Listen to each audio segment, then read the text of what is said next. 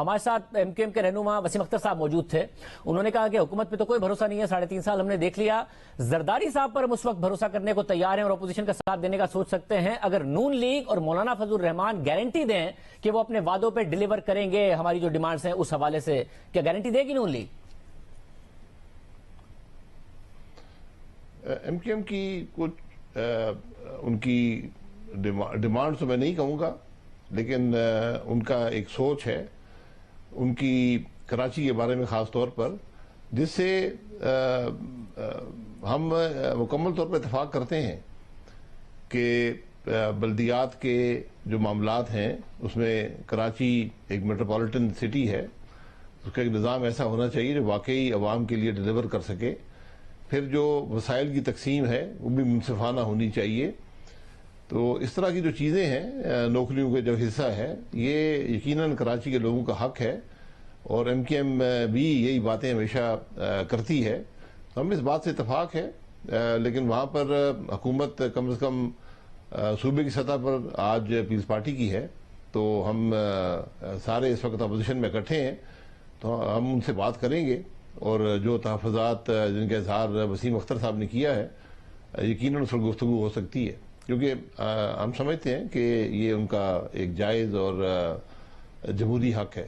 صاحب اگر ظاہر ہے دیکھیں ایم کیو ایم کا پاکستان پیپلز پارٹی کا ایک دونوں میں دراڑ ہے جو نظر آتی ہے, مگر ایم کیو ایم کو الیکشن زیادہ تر تحریک انصاف کے خلاف لڑنا ہے, وہ کانسٹیٹیوشنسی تحریک انصاف کے خلاف ہیں, تو انہیں کچھ دینے کے لیے اور عوام کو بتانے کے لیے کوئی گارنٹی تو آپ کو دینی پڑے گی, کیونکہ کراچی کے عوام میں وہ یہ نہیں کہہ سکتے کہ زرداری صاحب نے وعدہ کر لیا وہ ڈیلیور ہو جائے گا, کیونکہ پیپلز پارٹی نے بہت وعدے کیے ہیں, تو آپ تیار ہیں اس کے لیے؟ جی بالکل, ہم پیپلز پارٹی سے بات کریں گے کہ اپوزیشن کے پلیٹ فارم پر جو جماعتیں ہمارے ساتھ آئیں گی تو ان کی جو تحفظات ہیں ان کو ہمیں ان کا ازالہ کرنا چاہیے. اور میں سمجھتا ہوں جو ایم کیو ایم بات کر رہی ہے کراچی کے بلدیاتی نظام کے حوالے سے اور وسائل کی منصفانہ تقسیم کے حوالے سے, تو وہ بالکل درست باتیں ہیں, اور یہ صرف ایم کیو ایم کی ضرورت نہیں ہے, کراچی کے عوام کی ضرورت ہے. تو اس میں سیاست تو ایک جگہ پر ہے, لیکن میرا خیال ہے کہ ہمیں جو آئین کی اسپرٹ ہے کہ تمام شہری برابر ہوتے ہیں اس کا خیال کرنا چاہیے, اور یہ اپوزیشن کی ذمہ داری ہے کہ ان کے تحفظات کو دور کرے. کاف لیگ کی طرف سے یہ بات سامنے آئی ہے, چیمہ صاحب نے کہا کہ ہمیں مولانا فضل الرحمان نے اور زرداری صاحب نے پنجاب کی چیف منسٹر کا کہا, شہباز شریف نے بھی کہا, مگر پھر کہا کہ میں نواز شریف سے بات کر کے بتاؤں گا, مگر 2 دن کے اندر, مگر پھر ان کی طرف سے جواب غالباً نہیں آیا. تو اب تو یہ واضح ہے کہ چیف منسٹری اگر آفر کر دی حکومت نے تو کاف لیگ آپ کے ساتھ نہیں آئے گی, اور اگر کاف لیگ نہیں آتی تو ممکنہ طور پر شاید ایم کیو ایم بھی نہ آئے, اور یہ نہیں آتے تو شاید جو خود تحریک انصاف کے رہنما ہیں ان کا بھی آنا آپ کے لیے مشکل ہو جائے. تو تحریک عدم اعتماد ڈاما ڈول نظر آتی ہے یا آپ کو دینا پڑے گا جو پرویز رائی صاحب مانگ رہے ہیں؟ دیکھیں, صرف لین دین کی بات نہیں ہوتی کہ سیاسی ماحول کیا ہے, سیاسی حالات کیا ہیں. اگر جیسے ایم کیو ایم نے اپنی ایک جائز معاملات سامنے رکھے ہیں ان پر بھی بات ہونی ہے. کاف لیگ کی بھی یقیناً اگر وہ حکومت کو چھوڑ کر آ رہے ہیں ان کی بھی کچھ باتیں ہوں گی. مجھے اس بات کا علم نہیں ہے کہ انہوں نے چیف منسٹر کی ڈیمانڈ کی ہے یا کسی نے وعدہ کیا ہے, یہ اعلیٰ قیادت کی سطح پر بات ہے, وہی بہتر جانتے ہیں, چیمہ صاحب یا مولانا صاحب یا بلاول صاحب.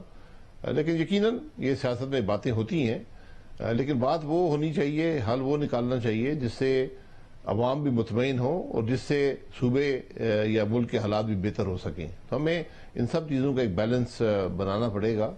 مگر اتنا وقت تو جمہوری عمل ہے اس کے اندر.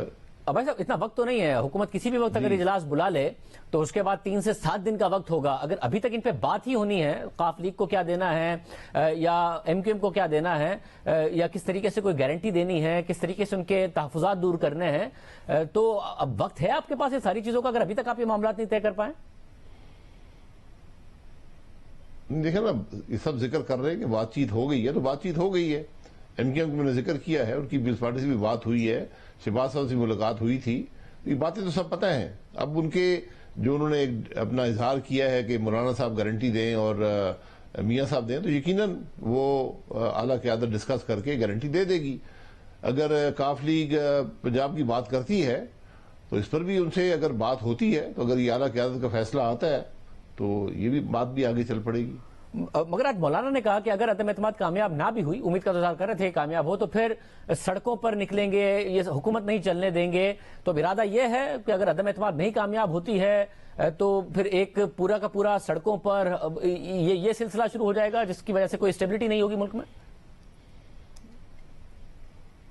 देखिए, अदम एतमाद अल्हम्दुलिल्लाह जरूर कामयाब होगी। अदम एतमाद किसी गैर आईनी अमल के जरिए ही रोकी जा सकती है। मैं नहीं समझता हूं कि अगर ये मामला आइन के अंदर रहा, रुकावट को पैदा हुई तो गैर आईनी होगी। इसलिए हमें पूरा यकीन है कि ये कामयाब होगी, और अगर गैर आईनी अमल हुआ तो फिर उसका मुकाबला सड़कों पर ही किया जाता है। मगर वजीर आजम ने तो कह दिया, गैर आईनी कैसे हो सकता है कि स्पीकर वोट ना तस्लीम करे, जो कि हुकूमत की हिकमत अमली नजर आती है, तो उसमें सड़कों पर जाएंगे या सुप्रीम कोर्ट में जाएंगे आप? कोर्ट्स को भी जाएंगे, सड़कों पर भी जाएंगे, हर तरफ से। क्योंकि जब आप गैर आईनी अमल से एक मामले को रोकते हैं, चाहे आप लोग अगवा करते हैं, जैसे कल हमला हुआ JUI के एक मेंबर के घर पर और 5 मेंबरान को जदकूब किया गया, उनको कमरे में बंद कर दिया गया, 2 को उठा लिया गया। तो इस किस्म की जब बातें होंगी तो फिर अवाम सड़कों पर आएंगे। तो इनको चाहिए कि और जो धमकियां वज़ीर आज़म साहब उनके वजीर दे रहे हैं, तो इनका मुकाबला फिर अगर सड़कों पर ही इन चीज़ों का मुकाबला करना पड़ेगा जो गैर आईनी है। हमने अदालतों का रास्ता भी करना है। अदम एतमाद का प्रोसेस आइन में बड़ा क्लियर है, कौन वोट दे सकता है नहीं दे सकता है, मामला बड़ा क्लियर है। लेकिन जो जिस नीयत का इजहार वज़रा और वज़ीर आज़म साहब और ये लोग कर रहे हैं, उससे ये नजर आता है कि वो किसी गैर आईनी अमल की तरफ जाना चाहते हैं। तो उनको अदालतें भी रोकेंगी और अवाम भी रोकेंगे।